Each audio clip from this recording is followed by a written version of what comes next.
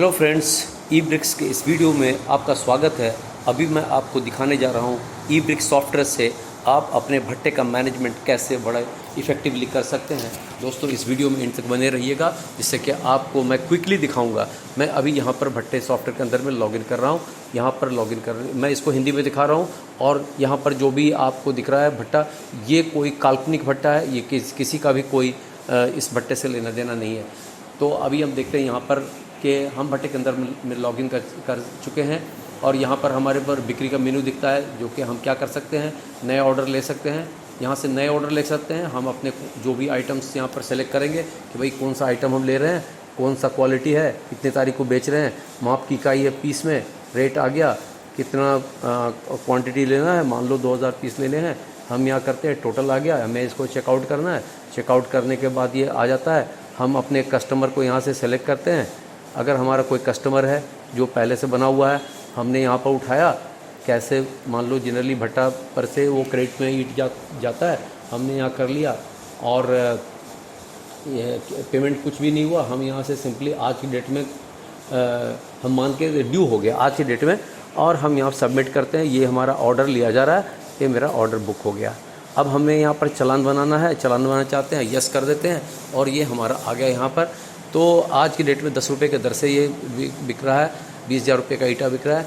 कितनी डिलीवरी करना है, किस गाड़ी से करना है, यहाँ पर हमने बोला 2000 पीस डिलीवरी करनी है, ठीक है। और हम किस गाड़ी से करनी है, मान लो हमने कोई भी अपना ओन व्हीकल से बंदा लेकर जाएगा, ये हम यहाँ पर। और यहाँ पर देखते हैं कैसे बेचना है, कहाँ से बेचना है, न्यू स्टॉक से ओल्ड स्टॉक में। नए स्टॉक के अंदर में इतने हैं, तो अब यहाँ से सेलेक्ट कर लेते हैं और यहाँ से सबमिट करते हैं। और देखिए हमारा चालान हो गया, ये चालान बन गया, 3 कॉपी में चालान बन गया। आप इसको प्रिंट कर सकते हैं।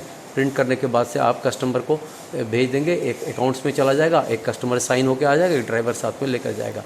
तो आपका इस तरीके से ऑर्डर बुक हो जाता है। हम फिर से वापस आ जाते हैं और हम देखते हैं यहाँ पर ये मेरा चालान बन गया यहाँ पर। और हम देखते हैं मेरा ऑर्डर भी यहाँ पर बुक होकर के ये तो क्लोज़ भी हो गया। तो आज के डेट में हम अगर देखना चाहते हैं कि हमारे कौन से ऑर्डर आज बुक हुआ था, तो ये हुआ, ये हमारा ऑर्डर डिलीवर हो गया और हमारा क्लोज़ भी हो चुका है, ठीक है। तो हम फिर से नए ऑर्डर ले सकते हैं, ठीक है। अब हम यहाँ पर देखते हैं, मान लो कि हमारा कैश की प्राप्ति अगर हो जाती है किसी भी कस्टमर से, आज की डेट में कोई रसीद प्राप्ति नहीं हुई है, तो अगर हमारे को कैश की प्राप्ति होती है तो हमारा कोई भी कस्टमर होता है, हम यहाँ देखते हैं ग्राहक की सूची, हमारे सारे ग्राहक यहाँ पर दिख रहे हैं, इनके सारे ऑर्डर्स हमको दिखते हैं, उनके लेजर दिखते हैं। तो अभी हम किसी भी इसका ऑर्डर देख लेते हैं। आप देखिए अभी कस्टमर ने अभी हमारे को कितना ऑर्डर दिया है, ये ऑर्डर समय दिख रहे हैं। कोई भी बंदा है जिनका ऑर्डर है, इन्होंने कुछ ऑर्डर 36,000 रुपये का दे रखा है, इन्होंने 2,000 चटका लिया है और 6,000 अव्वल ईट लिए, ठीक है इनका ये। और ये ऑर्डर क्लोज हो चुका है। ये इनका खाता अगर देखते हैं तो ये पूरा हमें दिख जाएगा यहाँ पर कि कब कब इन्होंने कौन कौन पेमेंट किया। 19,000 पेमेंट किया, 6,000 पेमेंट किया, 11,000 पेमेंट किया, एंड इन्होंने बीच में इनको बिक्री हम लोगों ने इतनी कर रखी है। तो यहाँ से हम लोग पेमेंट इनके साथ से रिसीव कर सकते हैं। वैसे इनके साथ अभी कोई पेमेंट लेने की ज़रूरत नहीं है, क्योंकि इनके खाता में कुछ नहीं है। और हम देखते हैं ऑर्डर सिंपली अगर देखना चाहते हैं तो हमें यहाँ पर ऑर्डर मिल जाता है।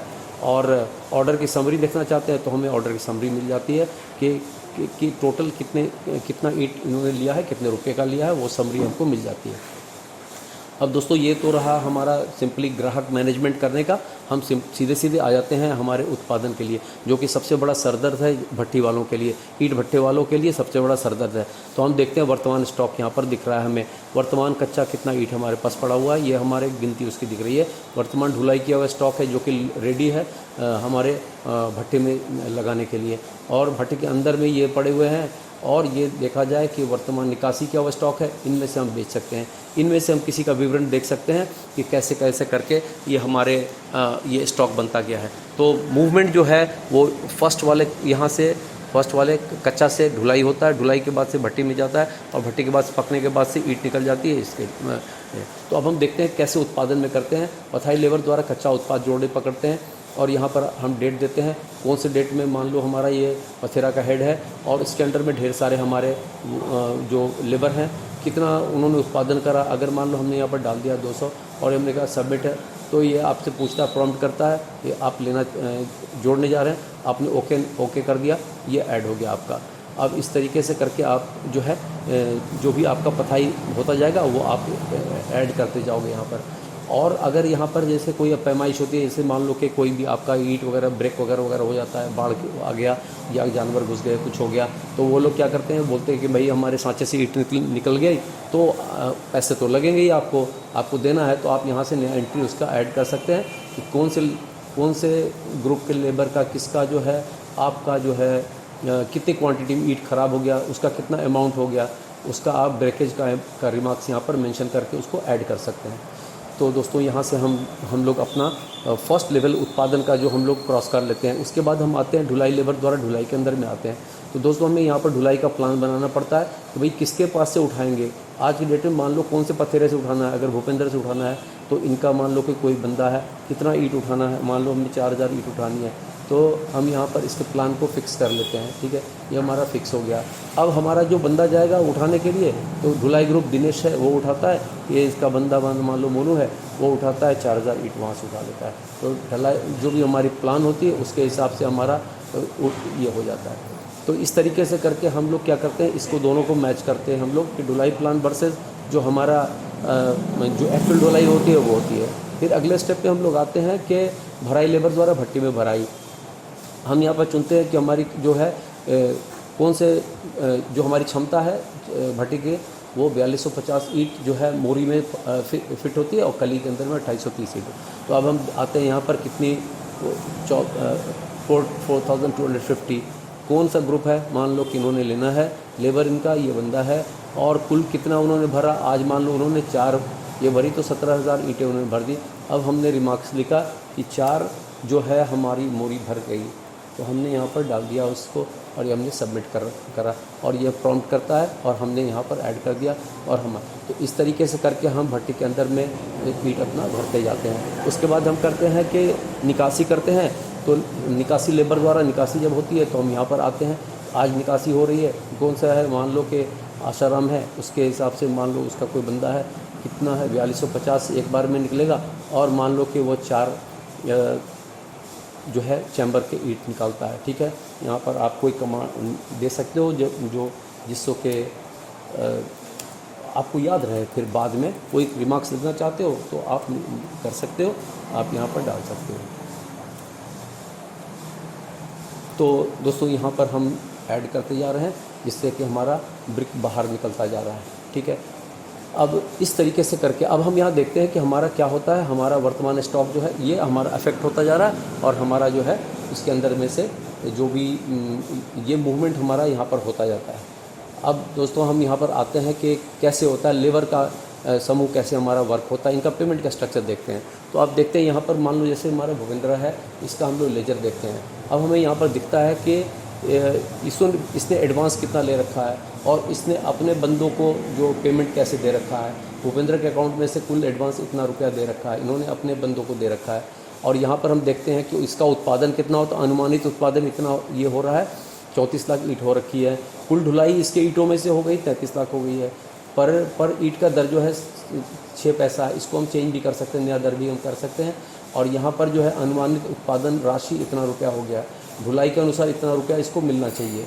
इन्होंने एडवांस ले रखा है 7,10,000 रुपया दे, और कुल ग्रुप लेबर पेमेंट इतना कर रखा है। तो इसका मतलब है कि इनका जो टोटल, और उसके बाद यहाँ पर 25 भी कटते हैं, 1025 अगर काट देते हैं तो देखते हैं कि इतना ईंट हम बाद कर देते हैं, इसको लेस कर देते हैं, ढुलाई में से भी लेस कर देते हैं, और जो पैमाइश का जो डेटा रहता है उसके अंदर से भी लेस कर देते हैं। कटौती के बाद जो भी बनता है वो ये जो कटौती का अमाउंट बनता है वो ये है। तो इस हिसाब से अगर देखते हैं तो हमने ओवर पेमेंट कर रखा है इन्हें। ये देखिए हमारा इतना रुपये प्राप्त करना है, ये हमारे को बता रहा है। ठीक है, तो इस तरीके से करके हम अपने जो लेबर का हेड होता है, जो हमारा ग्रुप का हेड होता है, उसके साथ में हम अपना अकाउंट मेंटेन कर लेते हैं। अब हम देखते हैं कोई भी हमारा मान लो कि बंदा है जिन्होंने हमारे ईंट पथाई एक्चुअली करी। अब हम किसी को चले जाते हैं देखने के लिए, हम ज्ञान प्रसाद के अंदर में चाहते हैं। अब मुझे यहाँ पर पूरा ये पथेरी है और इसका जो है इस सेशन का हमें पूरा दिख रहा है। तो इसने कुल भुगतान हमने इसे 1,46,000 रुपया कर दिया है, और इसने जो उत्पादन किया हुआ है ढुलाई अनुसार इतना उत्पादन कर रखा है 3,31,000, और अनुमानित उत्पादन इसका जो है वो उससे कम हो जाता है। ठीक है। और देखते हैं यहाँ पर पचीसा कटने के बाद, पचीसा जो कटता है उसके बाद जो उसका वैल्यू बनता है वो इतना रुपये का बनता है, और पचीसा का वैल्यू इतना बनता है। इसका मतलब है कुल जो वैल्यू उसका बनता है 1,96,000 रुपया, और इसको आपने जो है 1,40,000 को आपने भुगतान किया। इसका मतलब क्या होता है कि आपको इन्हें पेमेंट और देना पड़ेगा। तो अभी टोटल पेमेंट आपको जो है प्रोडक्शन उसने इतना का किया और 1,90,000 रुपये आपने उन्हें दिया हुआ है। तो इसका मतलब इनको अभी और पैसे आपको देने पड़ेंगे। तो आप यहाँ से अपना हिसाब किताब कर सकते हैं और इसको आप पेमेंट इसको दे सकते हैं। तो पेमेंट देने के लिए आपको सिंपली कुछ नहीं करना होता है। इस हर जो आपका जो भी लेबर होता है वो किसी न किसी ग्रुप को बिलोंग करता है, और आप ग्रुप से पेमेंट दे सकते हैं या आप सीधे उसके जो है आईडी से, उसके आईडी से आप पेमेंट कर सकते हैं। हम देखते हैं यहाँ पर अगर मान लो हम स्टाफ के अंदर जाते हैं, लेबर समूह के अंदर में हम जाते हैं, तो यहाँ पर हम यहीं से मजदूर को उसके अंदर में एक पर्टिकुलर बंदे के अंदर में जोड़ सकते हैं। दूसरा, अगर हमें पेमेंट देना होता है तो हम सिंपली स्टाफ के अंदर में जाते हैं, ग्रुप द्वारा लेबर पेमेंट में हम जाते हैं और यहाँ से हम चुन लेते हैं कोई, मान लो हमने चुन लिया भूपेंद्र, उसके अंदर में मान लो ये बंदे आ गए तो हमने कर दिया। अब मान लो कि रमेश है, उसको हमने कितना पेमेंट दिया है। अभी तक में हम लोगों ने पेमेंट इसको जो दिया उसका पूरा ट्रैकिंग अभी यहाँ पर हमें दिख रहा है। और अभी नया पेमेंट अगर देना है तो हम सिंपली ये क्लिक करते हैं पेमेंट को, और यहाँ पर अमाउंट भरने के बाद ये खुराकी है वो हम लोग सेलेक्ट करके और यहाँ उसका जो रिमार्क्स डालते हैं सबमिट कर देते हैं, ये पेमेंट उसको रिलीज़ हो जाएगा। तो इस तरीके से करके, या सिंपली अगर हमें लेबर का आईडी पता होता है तो इसके लेबर संख्या द्वारा हम पेमेंट कर सकते हैं। जैसे 1007 हमने किया और यहाँ पर हमने इसको भुगतान प्रेस किया, तो अब देखो यहाँ पर आ गया लक्ष्मी को ये पेमेंट कैसे करना है, तो आप सिंपली यहाँ से कर सकते हो।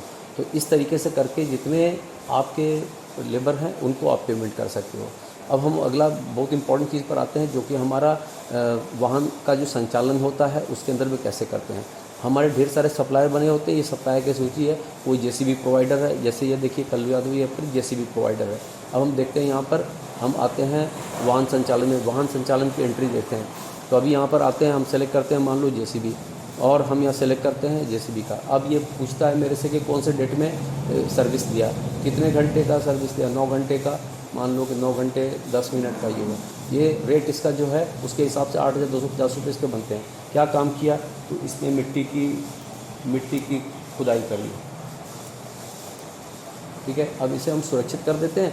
अब ये देखो हमारा ये हो गया। तो बेसिकली अभी हमें समझना है कि जैसे ये जो हमारा व्हीकल नंबर है, ये जिसके द्वारा ऑपरेटेड है वो हमारा सप्लायर है।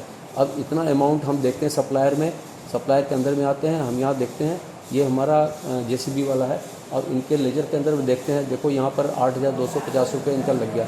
टाइम 9 घंटा 10 मिनट व्हीकल ऑपरेशन ये होता है, ये देखो यहाँ पर। तो इसके हिसाब से अगर मान लो कि इसे पेमेंट देना होता है तो हम यहाँ पर इसको बकाया इतना रुपया है, हम इसको पेमेंट दे सकते हैं। अगर मान लो यहाँ पर हमारे को अगर 5,000 रुपये अगर पेमेंट निकालना है तो हम यहाँ पर सिंपली राशि अमाउंट देते हैं 5,000 रुपीज़, ऐसे हम टाइप करते हैं। पेमेंट की विधि जो है हम यहाँ पर मान लो कैश में करते हैं। किसको पेमेंट दिया, तो मान लो कि हमने कल्लू को पेमेंट दिया, ठीक है। कौन से मद में दिया, तो इसको हमने यहाँ पर जेसीबी का रेंट में दिया, तो हमने सेलेक्ट कर लिया। कोई अगर यूटीआर कोड वगैरह है, नेक्स्ट भुगतान, अगली भुगतान की तारीख वगैरह है, कोई तो छोड़ देंगे, नहीं देना है। और यहाँ पर हमने सिंपली ये कर दिया, जेसीबी रेंट हमने कर दिया, ठीक है। ये हो गया, ये हमारा सबमिट कर देते हैं। तो अब ये पेमेंट इनको मिल गया और ये हमारे एक्सपेंस में चला गया। तो अब यहाँ देखते हैं कि एक्सपेंस के अंदर में देखते हैं, खर्च देखें, ये यहाँ पर हमारा ये जो है वाउचर एक्सपेंस में चला गया। तो हम इसे बड़ी इजीली अपने सिस्टम के अंदर में सारे ट्रैकिंग कर सकते हैं। अब हम खर्च देखते हैं, खर्च देखें। अब हम यहाँ पर पूरा एक पर्टिकुलर टाइम से लेकर के, मान लो कि हमें मई का खर्च देखना है, तो हम यहाँ से यहाँ पर आते हैं, डेट रेंज डालते हैं और हम यहाँ पर मई के अंदर में ऑल एक्सपेंसेस को हम लोग देख सकते हैं। अब यहाँ पर आ गया कि आपके जो एक्सपेंसेस हैं वो आपको दिख रहे हैं यहाँ पर। आप यहाँ पर कोई फ़िल्टर लगा सकते हो, चाहो कि अगर मान लो मेरे को जेसीबी का भाड़ा कितना पड़ता है, अब देखो यहाँ पर आपको निकल कर आ गया, आपने कितना पेमेंट करा, आपको ये सारा इन्फॉर्मेशन निकल कर के आ जाता है। इस तरीके से करके आप टोटल ट्रैक कर सकते हो और आप रोज़ दिन का आप दैनिक आमद खर्च रिपोर्ट आप निकाल सकते हो। ये आपको पूरा दिखाना चालू कर देगा एक पर्टिकुलर डेट में कितना रुपया आज की डेट में जो है आपका 5,000 रुपये जेसीबी का भाड़ा आपने पेमेंट करा है, तो यहाँ पर आपको दिख रहा है। या आप इजीली आगे पीछे नेविगेट करके आप ये कर सकते हो कौन से दिन में कौन सा कितना अमाउंट आपने खर्च करा, और इसी के हिसाब से आप जो है खर्च में मदवार खर्च भी आप अपना देख सकते हो एक पर्टिकुलर डेट से पर्टिकुलर डेट के बीच में। मान लो हमने 1 मई से लेकर के और मई के एंड तक का हमने देखा, अब हमारे को यहाँ पर सारे दिखा देगा कि कौन से मद में हमने टोटल कितना रुपया खर्च करा, तो हमारे को ट्रैकिंग यहाँ पर सारा बहुत आसान हो जाता है हमारे लिए। तो दोस्तों ये वीडियो लंबा हो रहा है, मैं कोशिश करता हूँ आपको यहीं पर वाइंड अप करने का, और आपको अगले वीडियो के अंदर में मैं और दूसरे इसमें बहुत सारे ऑप्शंस हैं जो मैं आपको बताऊँगा। फ़िलहाल दोस्तों बहुत बहुत शुक्रिया आपने मेरा वीडियो देखा। Thank you very much for watching. अभी हम लोग इसमें से क्विट करते हैं।